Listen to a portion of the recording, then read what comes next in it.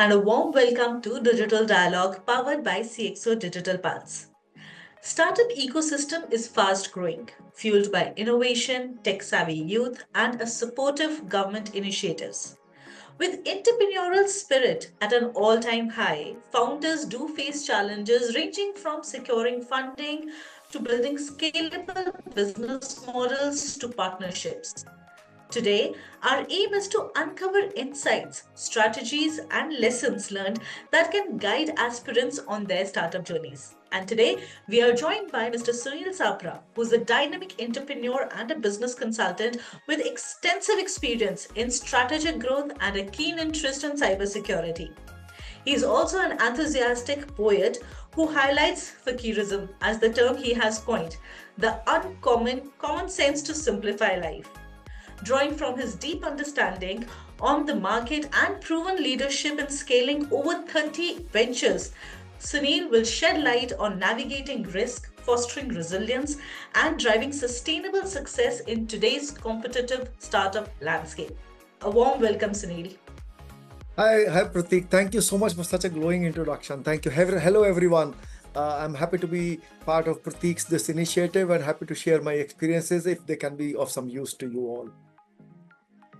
So your journey has been truly inspiring, Sunil. You started with cybersecurity, you moved to regions, and there you had explored and actually helped numerous ventures and startups at your own capacity. We really want to understand that, what are the essential factors that startup founders should prioritize when embarking on their entrepreneurial journey? Sure, Pratik. Happy to share whatever my experience and the life has taught me. One thing I feel very happy is I think I did everything in my career that I wanted to. Some with great success, some with mixed success. But yeah, overall, I think whatever I wanted to do, the endeavors I wanted to take, I have been able to take. So that gives you a perspective from various angles, which I want to share with you. And when you talked about fakirism, the uncommon common sense, thank you for mentioning this. My idea is whatever I have learned, I want to share it with everyone through social media or through such interactions in a very candid manner, so that without sugarcoating, so that the mistakes that I made, hopefully nobody else makes, and they learn from each other's experiences. So There's Pratik, coming nothing to wise in actually sharing your own experience so that others can benefit from it. yeah, Pratik, that's the endeavor, and at certain age and stage of your career, you want to pay it forward. That's what I'm trying to do now, right? So, Pratik, coming to startups, see, our conversation, my focus will be largely on the B2B startups, not B2C, because that's a completely different dynamic, which I haven't been really part of it. Because my experience has largely been the B2B startups, that too cybersecurity large. So please consider my statements and my conversations with that in mind, right? So typically what happens when a startup comes to me for advice, I ask them just two questions, okay? And to me, those two questions give a lot of clarity on where they are in their thought process and in the journey. The first question I ask is, who will buy your product and why? Okay. And the second question I ask is, who will buy your company and why? Okay. Answer me these two questions and I'll tell you where you are and what all you need to, what are the gaps and what all you need to fill. So double clicking these two, the first question, who will buy your product and why? So the first thing I want to ask everyone is, do you know what a company or a business is and how it is formed and how it grows? The first step is you identify a problem, right? That deserves a solution. The second and important step is, will people pay you to solve that problem, right? If there's you're solving a problem and everybody says, yeah, it's good, but I don't need the solution, right? So it doesn't make a company, it's a hobby, right? So first and foremost, you need to identify a problem that you think you can solve. B, you need to be sure that people will be ready to pay you to solve that problem. And the third step, very important step, is, do you have access to those people who will pay you to solve this problem? Fair, right? If you don't have access, there's a market that exists, but I can't say. And the fourth is once you do the number one, number two, number three, the fourth and the most important aspect of a company is how can you build a repeatable sales process by providing what you've created to the people who will pay for it. The sales process has to be repeatable so that it can continue to grow in an automatic manner, so that you do not have to be involved in every sale. That is how a company is built, and a company grows and becomes bigger and bigger and self-sufficient and valuable, right? So this is the first question I asked the startup founders. If they can answer it with great amount of clarity. Yes, Sunil, this is the problem. This is why, this is how I'm solving it. This is why people will buy it. And this is why people will buy it from me. I have sorted out how I will go to them, convince them to pay me, right? That's the first question. The second one I asked is, who will buy your company and why? Why this is important? You may wonder, Sunil, why are you asking this question? A company can build and grow on its own and stuff. Okay. Now, Pratik, unless it's a reselling sort of a business, unless it's a services kind of a business, in which the cash flow is very fast. You built a service today, you sold it tomorrow, you collected the cash day after tomorrow. Same with the already ready product which you are trading in. Unless it is that kind of a business, and it's a business where you're creating a new solution, a new product, a new software, there's a sales cycle involved. There's a cycle involved in that. First, there's a development cycle, then there's a product market fit cycle, then there's an MVP, minimum viable product that you will build, then you will go to a customer, then they will do a lot of POC that will go on for 6 months, then they will agree to take your solution. First 5 customers will say, I am your beta customer, so I'll not pay you for this. This whole cycle can go 2 years. Okay, minimum 2 years. It can go 3 years, 4 years. And by the time you see the first revenue for your product, you are 2 years in, 2 years of blood, sweat, and capital in. Now you will invest yourself, or you will take money from an external investor. Why will an external investor come into your company? Because he wants to multiply his capital, right? Multiply his gains. So that is why, whether you want it or not, an exit sort of becomes necessary, right? So that is why my second question is, who will buy your company and why? So I am building a security software today, Sunil. This is the problem I'm trying to solve. This is how I'm solving it. These are the potential customers. This is why they will buy from me. This is how I will access those, reach those customers. Then I'll build a repeatable sales process. Then I will become a valuable company. And these top 10 potential acquirers will acquire me someday. This is the whole journey of a company from ideation to exit. These 2 questions tell me what a founder has thought of and how clear is he or she on the journey. Hopefully, I've been able to summarize a lot of things into these 2 questions. Yeah. Definitely. I think to the viewers who would be listening, the prospective startups or the existing one, they will get a very clarity of thoughts to where to start, what the journey goes, and what can be the probable exit strategy. Yeah. But before the exit, there's another thing that comes to my mind, that while we have your beta customers, there would be definitely a phase where these startups would be willing to expand their offerings beyond the initial customer base. So, what should be the core elements that they should focus upon? Awesome. I think great question, Pratik. This is where a lot of startups are on a what do you call that? On a juncture where they need to figure out whether I need to go take this path or that path, right? So one thing I believe, especially for Indian B2B SaaS or cybersecurity players, I mean, barring few like Zoho, Freshworks, and couple of them, I believe that you should start by solving a very small problem, so that when you go to a customer, The customer doesn't have to rip and replace something which is already existing. See, it's very painful. Even if even if somebody has a software which is, you feel that my software does 30% better job at 30% cheaper.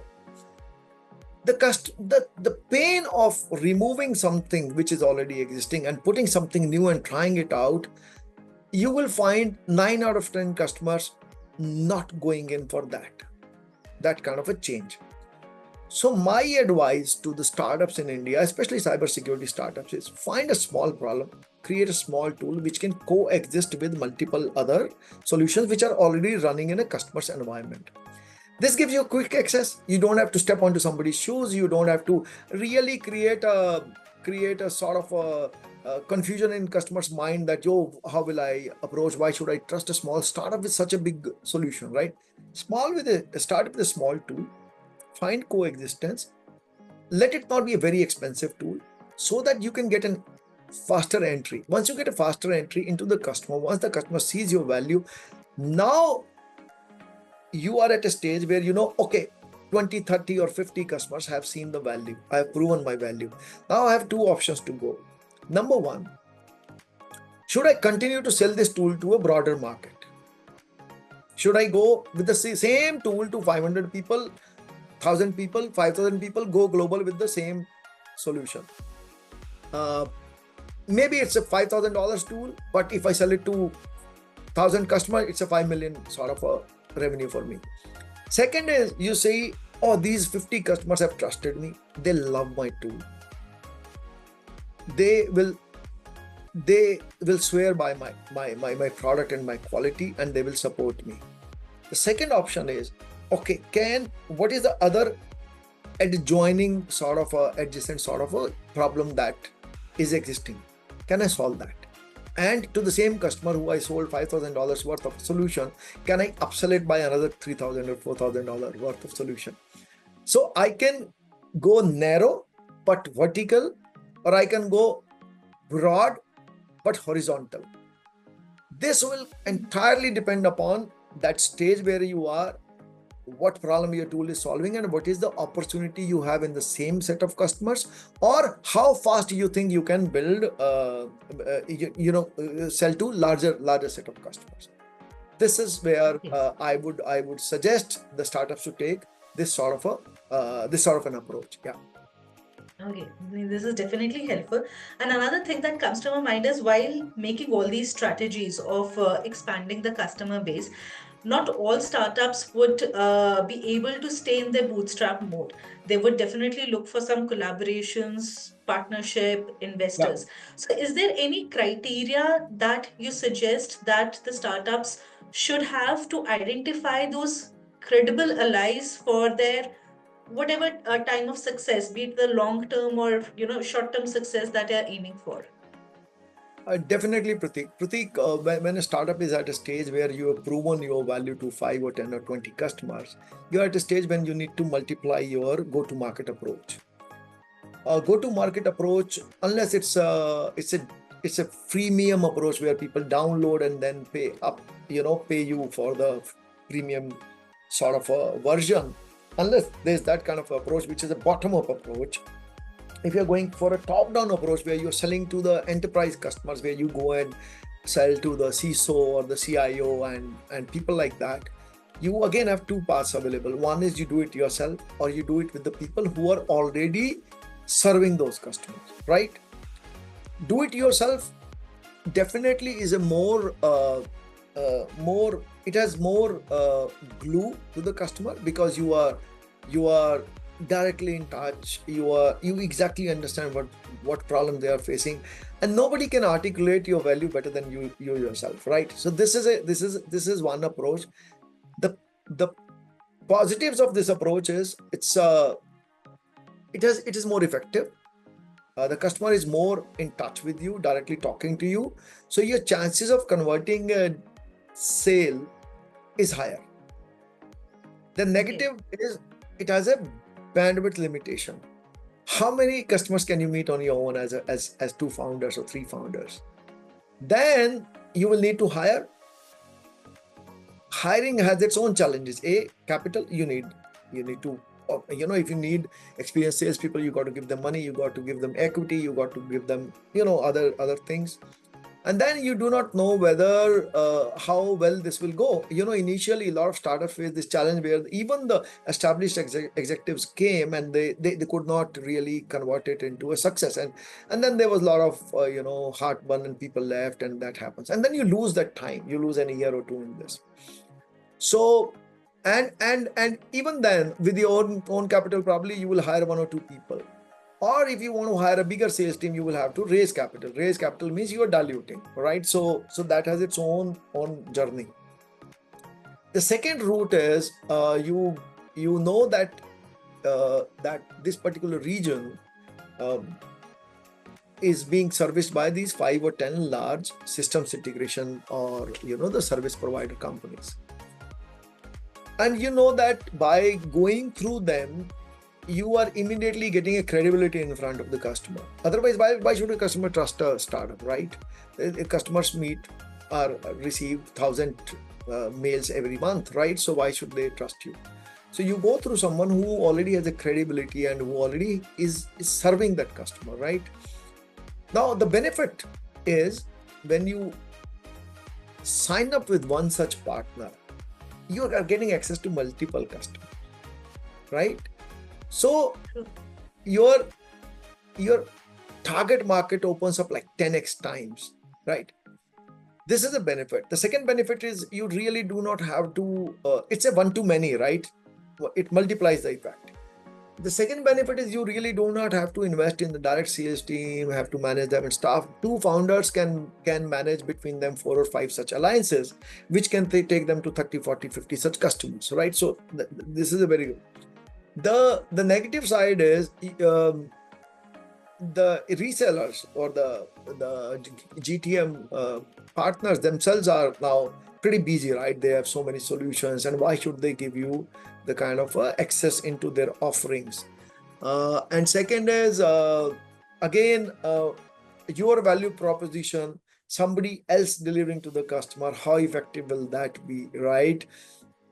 So there are pros and cons of both approaches, but if you ask me, if you are a bootstrapped startup and if you do not have that kind of a capital to burn on a direct sales engine, I would recommend going and talking to a few service providers who are already servicing the customers that you want access to, going with them, convincing them on your value, tell them that the initial 5-10 deals, we will do all the heavy lifting, just put me in front of the customer, I will do the value proposition, I will do everything, and I promise you, here is my delivery model. You will not have to cut a sorry figure in front of your customer. I will support 24/7. Just convince them if you can, and that will open up much bigger and much better doors. And this revenue can fund your direct sales team later. This is what my advice or my suggestion will be. Yeah, hopefully I've answered that question. Yeah. Definitely. And while we are approaching these growth partners, be it your SIs or even the investors, is there any factor that they should keep in mind to avoid bad alliances? How to identify that, maybe this will not work? Okay. See, first and foremost, you should be very sure of your solution's capabilities, right? Do not oversell and underdeliver. Undersell and overdeliver is always welcome, right? So because somebody is taking your word and going to the customer, taking your solution, and if it's a security solution, it has its serious sort of Yeah. repercussions, right? So that's one. Second is I would say when you are a startup, a lot of people in the market you can approach, you think that they can be my advisors and they can take me to the customers, etc., etc. And sometimes the startups may come in a situation where the people may say, okay, I'll charge you this much and stuff. I would say avoid that in the beginning. You may want advisors who are happy to work with you hand in hand, even on a fractional basis, if you're not able to afford them, probably on an equity basis, but you really want who believes in you and who really is ready to put a skin in the game. If needed, write a small check for you and ensure that they're taking you to the customers and the relevant ecosystem, rather than somebody who's not non-committal, right? So be sure of your product, be sure of your solution, be sure of the commitments that you are making, and be sure of the commitment somebody else is making to you. Because in the early stage, this sort of strong qualification criteria can help you a lot in this. It can make the difference between the success and the failure. Yeah. Definitely. And there's another thing that comes to my mind, Sunil, that when we are getting into these collaborations or partnership, suddenly the focus goes towards prioritizing growth. But then there's another key aspect that the startup should also maintain operational stability during this rapid scaling. So, how do you prioritize the two aspects? There's a saying, if you are not growing, if you are not out of control, you are not going fast enough. So there's a saying like this, whether it's a car, whether it's a company, if you're if you are not losing control, you're not going fast enough. See, then there's something called a venture scale. When a VC comes in, they really push you hard to grow. I am not a very big fan of that personally. I would rather like to believe that stabilize first, consolidate first, then take the next leap. What is the fun of having 100 unsatisfied customers? It's better to have 20 satisfied customers who will become your word of mouth, and then there's a repeatability, then there's a renewal coming in. You don't want a churn, right? If you signed up 100 customers in the year one just to under the pressure of your investor or somebody or whatever, and next year out of them 30 or 40 or 50 churn, anyway, A, you are losing reputation, B, you are losing customers, C, you will never get the next round of funding because people will look at the churn. They will know that your product is not very mature. I would rather say I'm not saying that have your product 10 on time. When you go to the market, at least has 7 or 8 level. When you go to the market, ensure that it's stable and it delivers what it commits. It may not have 100 features, but the 50 features it has, it is delivering. Ensure that you have a reasonable number of customers with that 50 features before you take the next leap to go to another 50 set customers or adding more features. I am a big fan of consolidating before you taking the leap. Yeah. I think that's, I would say, very wise advice. I would say, because let's have the ground hold pretty strong Exactly. rather than, before you grow into that kind of big venture.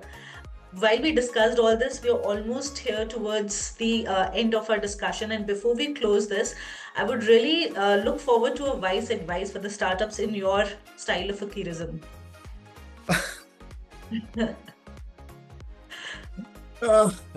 Okay, so the fakirism that I want to give today is what I say a lot on social media. It's called the class act. The class act. We say the guy is a class act, the company is a class act, right? So for me, the class act is C stands for clarity. Okay, have that clarity. Why you are doing it, what you are doing, how you are going to do it, right? As much clarity as you can, right? Second, very important factor is let go. C for clarity, L is for let go. You got to let go of a million things to do one thing, right?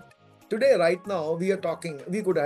I could have been having lunch. You could have been talking to somebody else. We have let go of so many things to be on this call together, right? So you got to let go of a lot of things to focus on one. So that narrow thinking is very, very important. Don't be overwhelmed with I can do this, I can do this, I can do this, right? Everybody can do everything, but everybody should not do everything, right? So that's one. Clarity, let go. Third is A for amplify. Do one thing well and amplify it. That will earn you repeat customers, that will earn you word of mouth, that will give you confidence, that will lay a very strong foundation for a success. And the fourth is S for simplify. If your product can be explained in 2 lines to a customer, so this is your problem, this is how I'll solve it. There's a saying, if your grandmother cannot explain it, it's not a simple product, right? So something like this, right? So it has to be very, at least the narrative has to be very simple. I know software will be complex, right? But the narrative have to be very simple. This is a problem. This is how we solve it, and this is how it will benefit you. Before and after. Before my solution, this is the situation. After my solution, this is the situation, right? So simplify. And the last word is S for secure. Have the sense of security. Give the sense of security to your ecosystem, your customers, your employees, that you are in good hands. You are in hands of people who are committed, who are dedicated, who are not fly by the night, and who will really be with you for a long term. If you sort this class act, I think the success is there for the taking. And this is what my advice and wishes will be for the Indian startup ecosystem, the B2B and the cybersecurity startup ecosystem. Have these pillars in place, and I'm very, very sure that it will increase the probability of success a great deal. Thank you so much, Sunil. And I think the way you have explained is in such a simple manner, and these are the most, I would say, the most commonest of aspect that should be there in common sense. But Yeah. at times, when we are there in that flow of managing the startup, at times these dilemmas do come up. While it's very simple, but still we tend to complexify it so much. But I'm sure this conversation of ours will help simplify all these dilemmas for a lot of budding startups. So thank you for your fakirism. It I really hope. helped. Thank you, Pratik. I hope so too that this helps. While signing off, the last vacarism, if ever in doubt, go back and reconnect with your core. Why I started it in the first place? Why I decided to build this company? Why I decided to build this product? What was that fundamental drive? Go back to your core, connect. It will give you a lot of answers. Thank you so much for these advices and these essential startup prioritization that are really important for each and every startup, be the budding one, be the ones who are there sailing through the storm. I'm sure this will help out. Thank you very much, Pratik, for this opportunity and a nice conversation. I hope it is useful for the startups. Thank you so much. You take care. Have a good Same day. for us.